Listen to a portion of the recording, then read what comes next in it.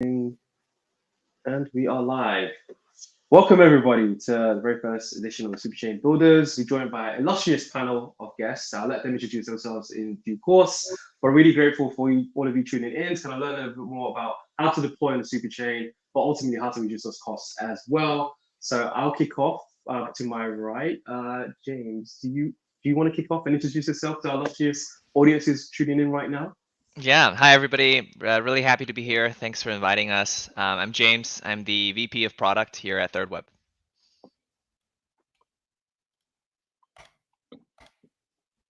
Awesome. Yeah, I can introduce myself next. I'm Furkan, the founder and CEO at thirdweb, and excited to be here and talk with my friends Ryan and get into the Superchain a bit here. Love it. Maddie, you want to jump in next? I do. Good morning, or I guess afternoon, lots of places. GM. So my name's Maddie. I'm the head of developer relations for OP Labs. So our team's job is to find badass builders and help them ship badass stuff, and to do that more, better, and faster. And now over to you, Ryan. I'm Ryan, also known as Fwiz. I'm a contributor here at Optimism, helping the ecosystem grow. Thanks, everyone. And kind of just to set the stage and really just allow people who don't quite understand what the Superchain is. This is an open question to anyone on the panel. What is the Superchain and why should people care about it? So please feel free to dive into that one. I want to jump in. I will give it we have been working to simplify this definition, actually, because the Superchain actually does mean a lot of things and a lot of different things to a lot of different people. And there's beauty in that. But at its core, what it is builders that are deployed on the OP stack. So whether it's the chain that's on OP stack or the developers that are building on top of that, they are contributing revenue to Optimism Collective, and that makes them a part of the Superchain. And being a part of the Superchain gives you all kind of different benefits on deploying, which is not limited to, but I will say what is the retro funding, which we have, which has all kind of different grants programs to build and contribute it towards the ecosystem, as well as things like economic growth levers such as airdrops and so forth. We also have a future plan for all of these things to seamlessly speak to each other as far as bridging between L2 OP stacks, L2 to L2. And it's one big group that's kind of like contributing. You know, I think like when we think about the Superchain, it is the collective efforts of many contributing towards it. Yes, it starts with like Optimism and the OP stack, but even when you look at the OP stack in itself, many people are contributing to it. You know, there's Test and Prod, there's Base, there's OP Labs. Like this whole thing embodies like building together. And like, that's why I think the Superchain does mean a lot of things to a lot of different people. And that is the beauty of it. I think like just saying OP stack and contributing revenue to the collective as its like truest form of what the Superchain is also does it a disservice because it is beautiful in all these different ways. But this is how I think about it. Yeah, super interesting. I saw it described as a group of people with a similar vision and mindset around how to scale Ethereum, and I thought that was like a fantastic way to describe it. Like it's there's a technical definition, there's a specifics, but it's like no. There's just a bunch of people. We agree with each other on how we're gonna do it. We want to work with each other, and we're on different places, but we can combine together and kind of do that. And I thought that was fantastic. So that was my favorite definition. The thing I love about it is the term popping up a lot for Superchain alignment, where there's, yes, are you in the Superchain? Are you not on the Superchain? But if you're aligned with the Superchain, and so you're building on this shared architecture of the OP stack and this shared community and this collective, then also that means you get to root for one another. Like that's one of my favorite things is, yeah, we'd like you to ship on OP mainnet, but I get to go to a hackathon and cheer people on if they're on Base on Zora. And we've already seen a couple times that just when these teams are working together, that just when you get to root for each other, you come up with way different outcomes. Yeah, it's the ethos is really strong. I think when I think about even the first few super chains, they're very consumer app focused, and it's all about building like real utility for the users of Web3. And so love that there's kind of this community of people who all have a similar mission beyond the technical side of scaling Ethereum, also building real apps that have repeat usage every single day. I like this, that there's a literal definition, a spiritual definition, a developer definition. And that's why I do like, it's like you don't want to pigeonhole Superchain into defining it in one way, because I think that is the beauty of so many people being involved in it.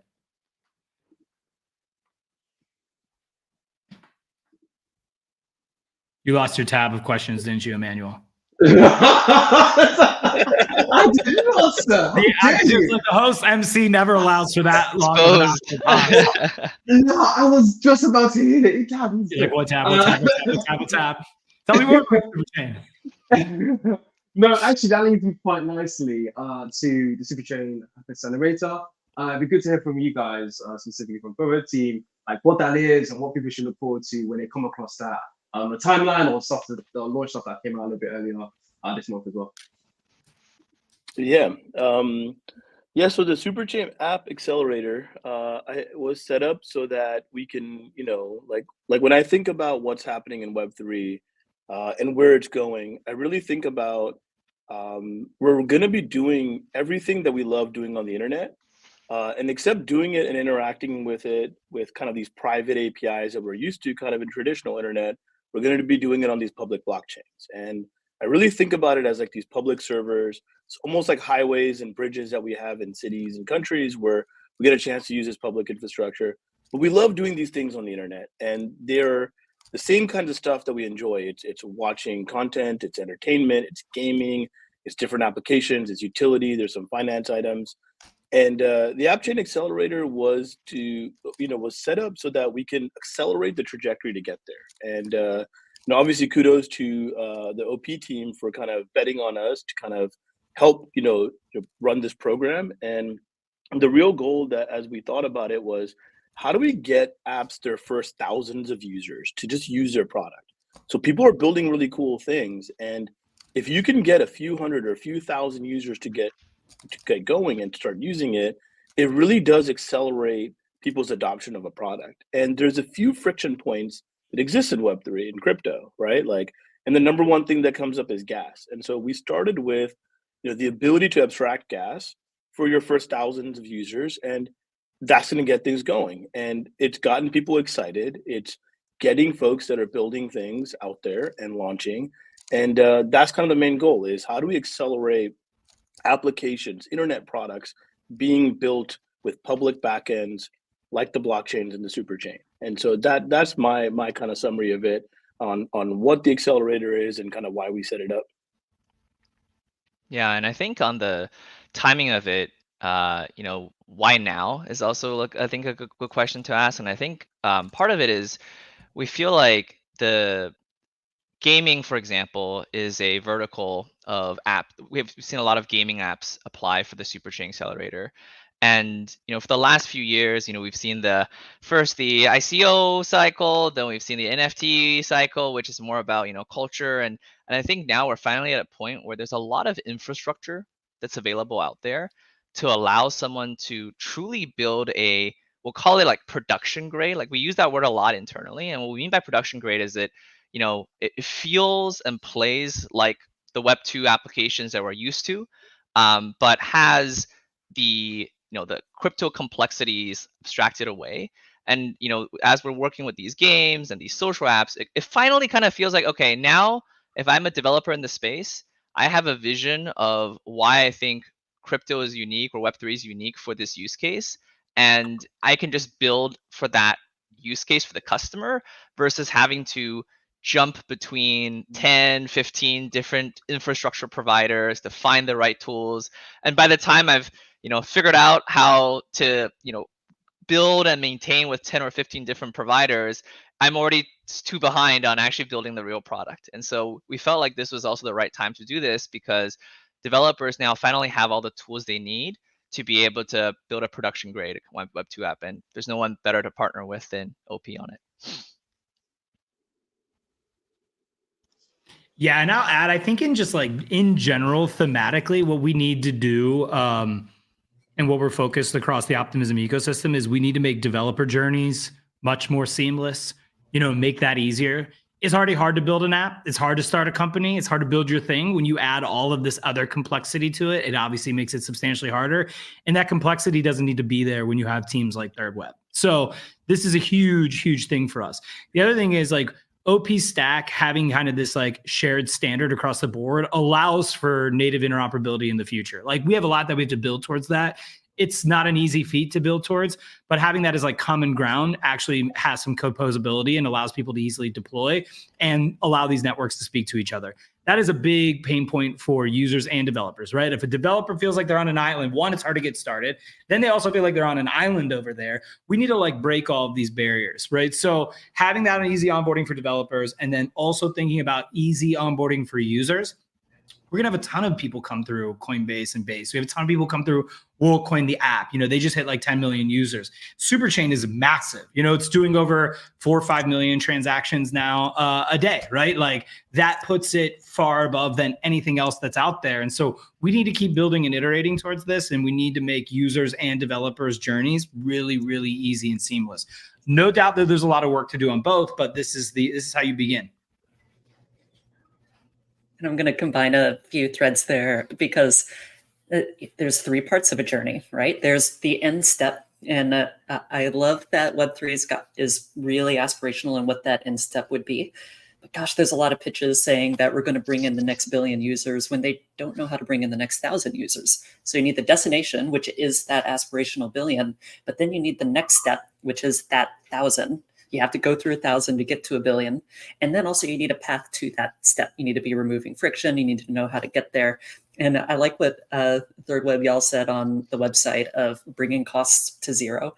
There's a lot of talk about being basically zero in the community right now, but being actually zero is way cooler. Yeah, no, that's 100%. And you know, like it takes a lot, like I think Ryan was pointing at, that when you're building a game or an app, that's already hard. It's already hard just to do that successfully.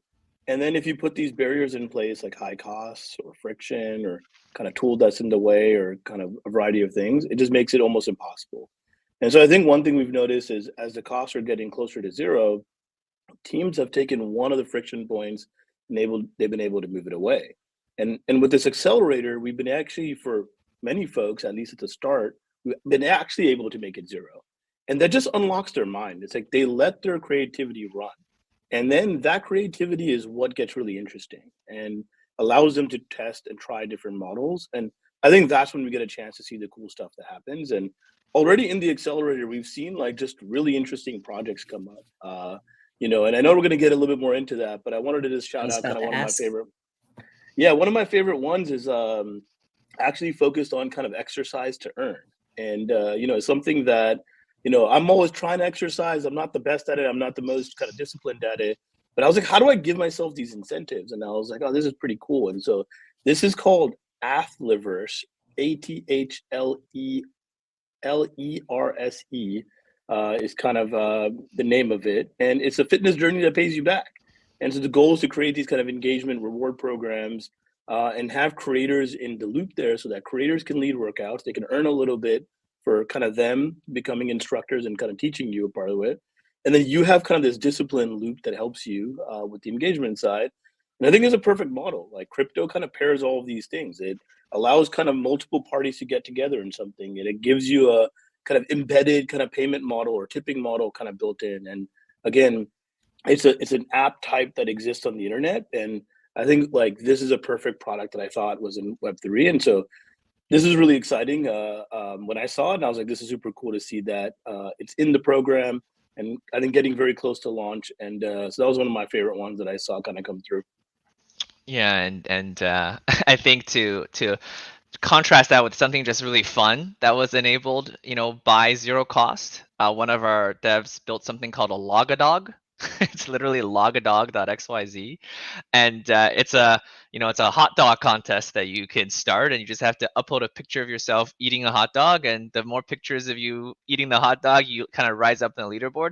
You know, sounds kind of like, oh, it's like a little game, but you know, building this game on chain, if it required gas, if it required, you know, someone to create a UA wallet, all these friction that wouldn't be impossible. But because, you know, gas is now zero for the users to participate, They can easily create an account with whatever login method they want. It unlocks these type of experiences. So, I think a lot of really cool things start out feeling like a toy too, right? So I wanted to just call it out. That was pretty fun. Yeah, I mean, Ryan, you saw this at YouTube, right? Like the early days of YouTube, it was like frivolous, fun, and I saw this kind of on the Facebook social graph early on as well, where I mean, throwing sheep at each other, like that's what it started with, but like you got to do this frivolous fun. It's part of the equation. It's how you get people excited about stuff, and I think one of the reasons why we all gravitated towards the internet was it was a way for a lot of people together to have fun, to interact with each other. And sometimes it's frivolous and that's where it starts, and sometimes it becomes serious. I mean, there's an app in the ecosystem that's very serious called Babel.io. It's B2B invoicing using crypto.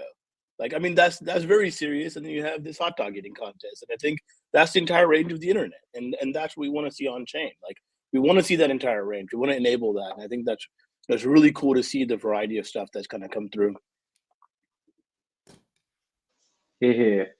I'm all for people doing more fun stuff on chain and like enabling that, and obviously seeing that come through with the program is really exciting to hear as well, guys. So kind of just like shifting to questions to both Ryan and Matty, like in terms of like on-chain apps that you guys have come across, what kind of excites you the most about what you've seen in lay of the land in the spaces that we operate in? Yeah, I mean, there's like two that obviously stand out on the Superchain. WorldCoin is an app hitting 10 million users. I already called that out. I think is incredible. I love that they're like prioritizing humans, in a world where we recognize that bots are part of the equation, that they're recognizing humans. And I think that's like an important part of the onboarding journey into crypto and blockchain in general. So their contributions are pretty large. And then Farcaster, I think Farcaster has been remarkable, right? Like what they're bringing to social, like the way that they're thinking about it, how seamless they've made it. As we talk about like the complications of user journey, Farcaster is really easy to get up and get going, get ripping. The frames that they've done, I mean, there's like a lot of really great work there. I'd say our DeFi ecosystem across the Superchain is crushing, right? Base just hit like 5 billion TVL. I think the aggregate TVL of the Superchain is like 12, 13 billion. I expect that it would probably pass 20 billion at some point this year, which is like the overall growth that's happening. And, there's a bunch of contributors on DeFi apps across the ecosystem that are there. Probably, bias here with my background, but I'm really excited what happens with gaming next. Like Redstone is going to get off the ground here, mainnet next month, honestly, in a couple of weeks, I think at this point. I think that's going to change the game for a lot of people, no pun intended, for deploying games. And we talk about developers having a lot of friction when building. Well, game developers have had a ton of friction trying to make a really hard, like a good game, which is very hard. It's very expensive, no matter what you say. Like it obviously is a wide spectrum depending on the task and scope of it. But man, making a game is very difficult. And I think Redstone is going to create like a higher quality of life for developers with the things that they're doing there. So it's a mixed bag of apps I'm excited about, but like I do think the underlying infrastructure is going to enable better apps, and that's really important. We kind of gloss over that, like, oh yeah, like you make a great game, it'll come. No, not if like you're on a chain that's got massive congestion and fees spike through incredible levels, and like it's actually not true. Like we need really good underlying infrastructure to take away those woes and those pain points. Redstone's going to do that for gaming. So I'm excited. I'm loving the diversity of verticals across the ecosystem as well. Frax kind of coming there. Mode has been doing great work as well. So, like, and obviously Zora is having their moment now, right? Like base is obviously continuing to, they've been in, in explosive growth, which has been awesome for the Superchain, the Optimism Collective. But Zora feels like primed to let it rip next. They're starting to increase on a lot of their metrics and transactions and, revenue contributing developers and all of this. So I'm excited. And there's a sub-theme here for what does the roll-up thesis mean for developers? And so the roll-up thesis, or the roll-up centric roadmap being, hey, let's scale through roll-ups, through layer 2s as a way to scale Ethereum. And one of the downstream results of that is you get to experiment with a ton of different things. So now you can have an Ethereum-aligned blockchain that is focused on gaming. And something you're seeing here that I think developers are going to start really being able to jump into is different takes on incentives. So Mode just launched an incentive program that is totally different than what other chains are doing on their incentive program. And then you have the thirdweb Accelerator that gets to be Superchain wide and place all of these bets across the ecosystem. Zora's done a ton of this just with their ecosystem, playing with incentives for how to deploy things and make that easier. And to bring it back to what Ryan said, shipping these things is hard enough. Like if you abstract away, so I also come from the gaming world. I was at a metaverse and gaming platform before this, after many years working on shipping games. And something we learned was even if you reduce the technical complexity of making games to almost zero, it still takes forever. And that's because the systems design, the game design, there's so much that goes into just making a compelling experience. So let's not make it harder than we have to in order to get into these systems and actually make it fun for folks. So really excited for Redstone, really excited for gaming, also excited for what the autonomous world sub-theme that's happening here, where I think we're about to start hearing a lot about autonomous worlds, on-chain gaming, and ZKML, like on-chain AI agents as it relates into these autonomous worlds in gaming. It's just a better vision for what Web3 can bring to games, and I'm super excited about it. Yeah, also tons of gamers here. I mean, James spent multiple years at Twitch and time in gaming. I spent a ton of time in gaming, so this is awesome. We got some native gamers here, and I think games are fantastic. They already have a lot of the properties that we love in Web3, right? They have these economies that are kind of built into the game. They have these reward loops. They have kind of some of those items. They don't have great ownership, right? Like when I get a sword in a game, it's not actually mine, and I think that's what's really exciting to see as some of that's changing. And I love what you're talking about with Zora. Like, I feel like creators are like the native workforce on the internet. It's like one of the first kind of jobs that started purely digital first, right? Like it was a internet native job, and the structures on the internet just aren't built to do that. They don't have payments by default. They don't have the concept of tipping. Like tipping is actually kind of hard. I mean, Ryan, how much effort did you spend at YouTube to kind of like get that stuff rolling and kind of make that easy and just get people thinking like that when you're watching some of the things happening in this ecosystem like Farcaster, where significantly lower DAUs right now, but the average dollars per creator is so much higher because it's native and it's we all show up with a wallet, and I think it's part of that ethos. And so it's very exciting to see kind of how all of this plays out. And I love how you brought up the AI agent side, because if you think about it, agents are going to exist everywhere in every kind of capability that we need. And they're going to need to come with a default payment format. Like, I'm going to need to pay to do this work. There's work that needs to happen. I need to show up with that. And so why not do it in a place where those APIs are natively built? And I think little by little, you're starting to see that migration happen. I mean, Imad left stability to think about decentralized AI and really thinking, when you talk about that, the on-chain component is going to be the default way that happens. That's where it's going to live. And so it's really, really exciting to see kind of all these things kind of converge and kind of where that's going. And so I love those points, and then kind of wanted to just highlight a few of the things that I heard.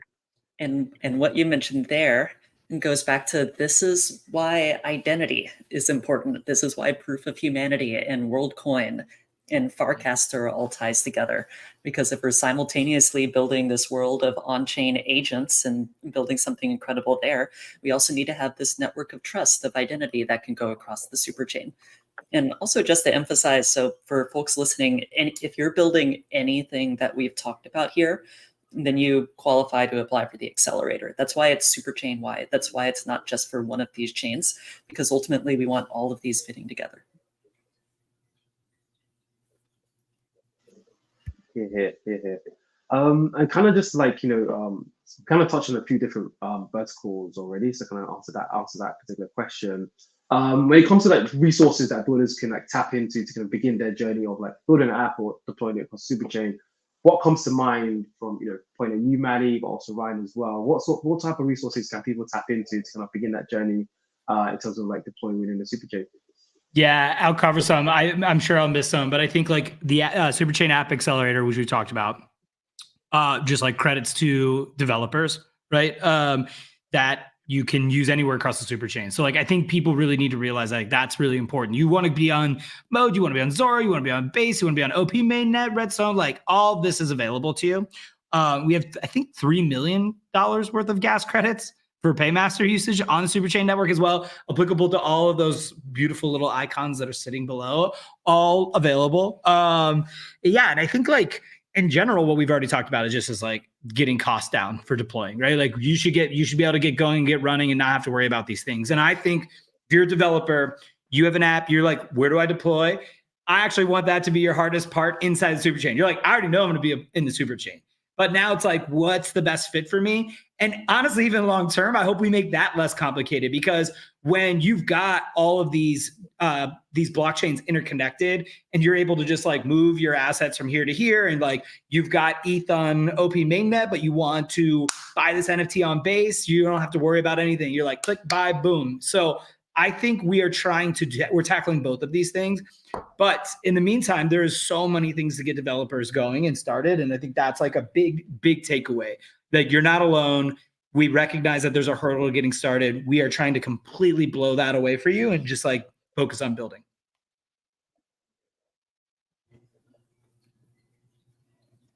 And so in addition, and also combining that, so for folks that are in the accelerator and really anybody developing in the ecosystem, we have the Superchain Dev Console. And this also features more thirdweb benefits that you can go to.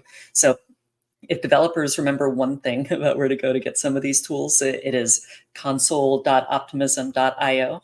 And going there has all of these different tools that we're working on to reduce the friction. So that's where you can get the paymasters, where you can get gasless transactions, deployment on testnet, on mainnet. That's where we have our Superchain quick start guide to get you shipping in 15 minutes or less across the entire Superchain. That's where we have Scaffold OP, which is new for spinning up the scaffolding and boilerplate for these different apps. So you can, whether you're new, whether you're advanced, you can get this going.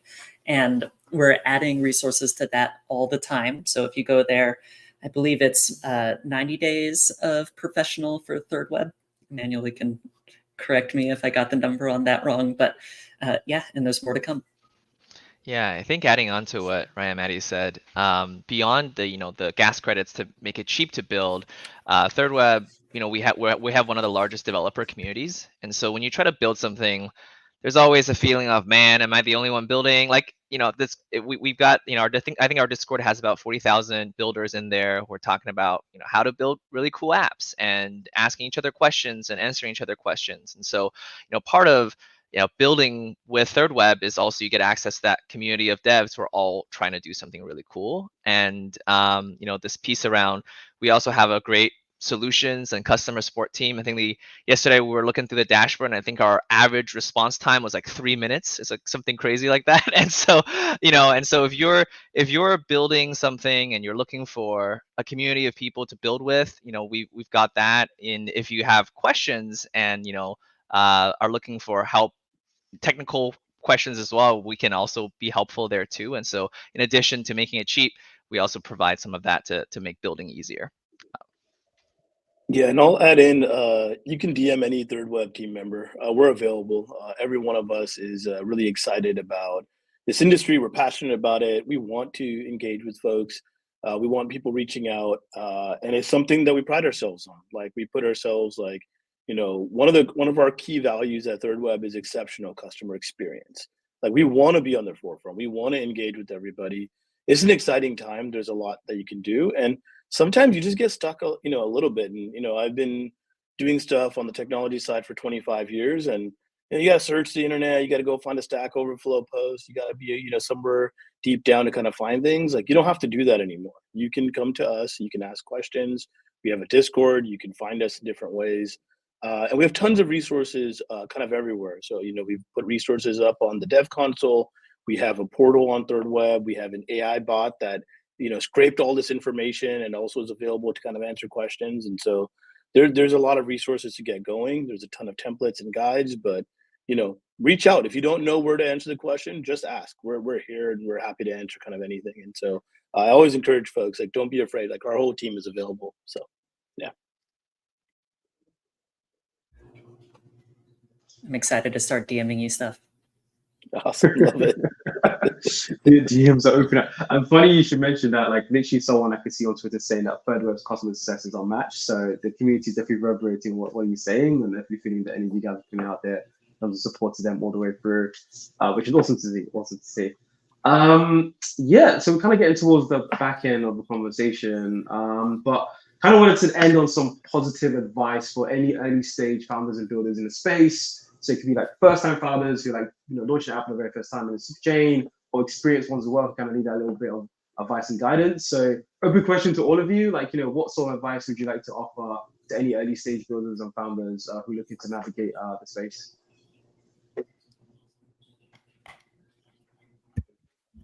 Superchain App Accelerator, make your life easy.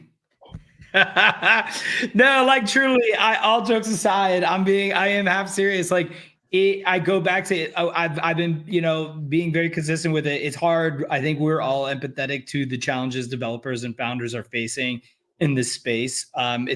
Each year it's gotten a lot better. It's better than it was 12 months ago. It's going to be infinitely better 12 months from now. Like everybody is working at different parts of the stack to make life better and life easier.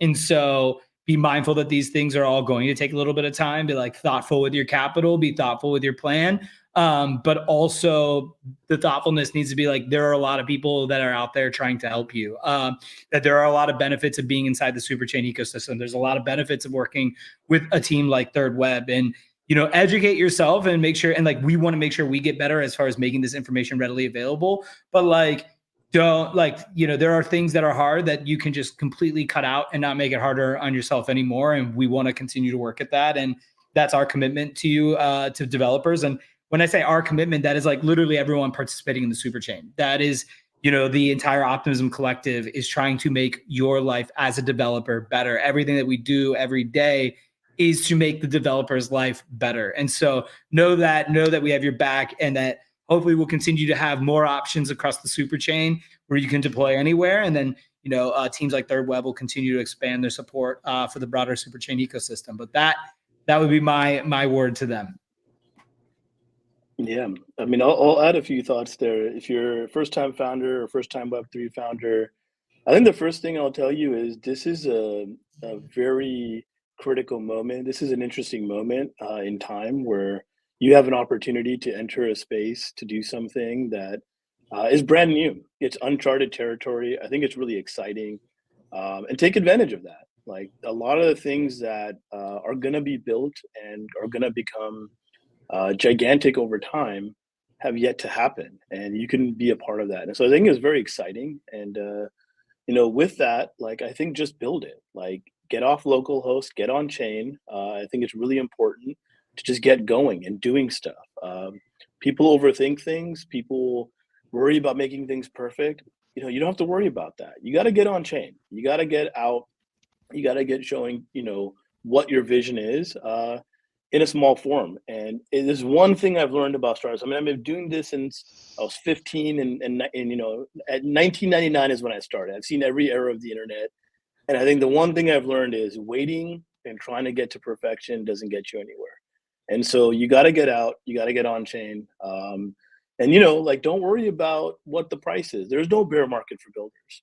It's always a great market. Just build, get it out. And that would be the advice that I would really dive in on and lean in on. So if you're a founder, ship it and then tell people. We have a philosophy: build cool shit and tell people about it. Like, that's all you got to do. Stop guessing, start building. And part of that is worry less about what the market wants. Our gamer friends might recognize this, or at least the first time I came across this term was in competitive StarCraft 2 about theory crafting. That you can spend all day theory crafting about, oh, we're going to do this, and I need this perfect architecture and this perfect thing. And then also, no, wait, the market doesn't actually want that. I'm going to do this. And that's how you get soulless products that never ship and just exist as a Google Doc. The only way that you ship is you start building, iterating, and be willing to fail on a thing or two, but build stuff that you want, because if you want it, somebody else wants it, and then expand from there. Yeah, adding on to this, it's like you have to have an innate interest in the thing, because at the end of the day, building a startup is really, really hard. You're going to run into a ton of challenges. The thing you start with might not be the thing you end up with most of the scenarios, but it kind of starts with like, you know, some almost like irrational passion about a thing, and you just let it kind of evolve there. You know, Furkan said something once to me, which I think is one of the best advice for builders, which is like, you ship products to have impact. And it's like, at the end of the day, it's like, if you can get impact, like you're solving a problem for a customer, it might not even be shipping things. It might be like going and talking to more customers with some designs or mocks. And so like, just get your thing in front of customers and focus on solving their problems. And if you do that over and over again, incrementally, it will like become something great. Because if you try to theory craft and think about all the potential, you know, branches of possibilities that found something, you just get stuck in the branches and you just never like do anything. And it's most of the time it's better to take 10 shots quickly and miss maybe 3 or 4 than like, I'm only going to take 1 or 2 shots in 3 months and hope I hit both of them, you know? And so yeah, just go out there and build, and you know, it's a lot of resources out there to help you. And 2 things you can do on top of that, because yeah, main one is building, but there's 2 themes that are actually going to help to push this forward. One of them is make things simpler. And so we tend to value complexity a lot. There's a signaling aspect of, oh man, if I understand the complexity, that means that I'm deep into this. But there's that saying of nobody ever went broke making things simpler. If you're making things easier for folks, then that is where the onboarding comes from. The part of that too that we're obsessed with at the moment is think Superchain. Think, how can you have multiple chains represented in the interface? The end user ideally doesn't need to care about what chain they're on. We love if they do. We want these communities to be built up saying, I'm on OP mainnet or Zora, etc. But if you're just hopping on and doing a transaction, then just removing this friction and making it simpler so it is one cohesive chain experience. Basically, nobody has outright nailed that yet. So if you're the first, that's where the golden path lies.